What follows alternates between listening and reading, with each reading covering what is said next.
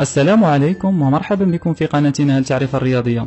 قبل أن نبدأ أدعوكم إلى تحميل هذا التطبيق لتحميل الفيديوهات من الفيسبوك. إنه تطبيق مجاني وخفيف جدا ويمكنك الدردشة منه وتحميل أي فيديو تريده. الرابط موجود أسفل الفيديو في الوصف، ولا تنسوا دعمنا بتقييمه ب5 نجوم وشكرا.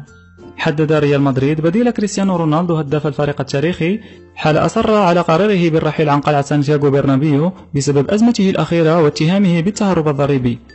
وتحدثت التقارير على أن كريستيانو رونالدو حزين وغاضب بعد اتهامه في إسبانيا بالتهرب الضريبي، وأنه يريد الرحيل عن الريال الصيف الجاري. وقررت إدارة ريال مدريد الانتظار حتى انتهاء اللاعب من المشاركة مع البرتغال في كأس القارات لمناقشته في قراره وإقناعه بالرجوع عنه. وقال صحيفة برنابيو المقربة من النادي الملكي إن ريال مدريد قرر تعويض رحيل رونالدو بضم جناح منافسه وغريمه التقليدي برشلونة البرازيلي نيمار دا سيلفا.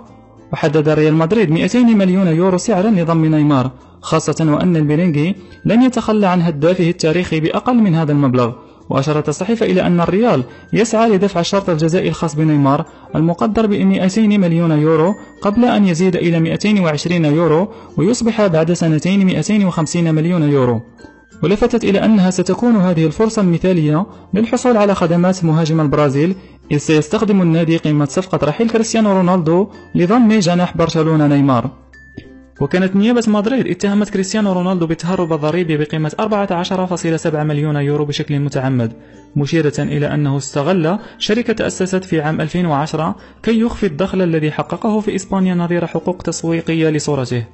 وقال الادعاء إن رونالدو تهرب من السلطات الضرائب بمبلغ 1.4 مليون يورو في سنة 2011 و1.7 مليون يورو في سنة 2012 و3.2 مليون يورو في سنة 2013 و8.5 مليون يورو في سنة 2014.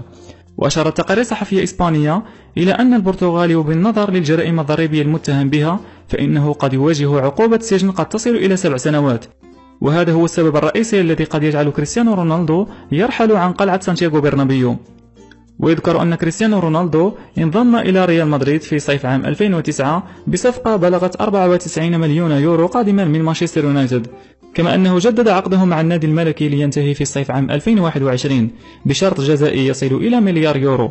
وفي الأخير المرجو الإعجاب بالفيديو ومشاركته مع أصدقائكم، وكذلك الاشتراك في القناة وتفعيل رمز الجرس ليصلكم كل جديد إن شاء الله، وشكرا.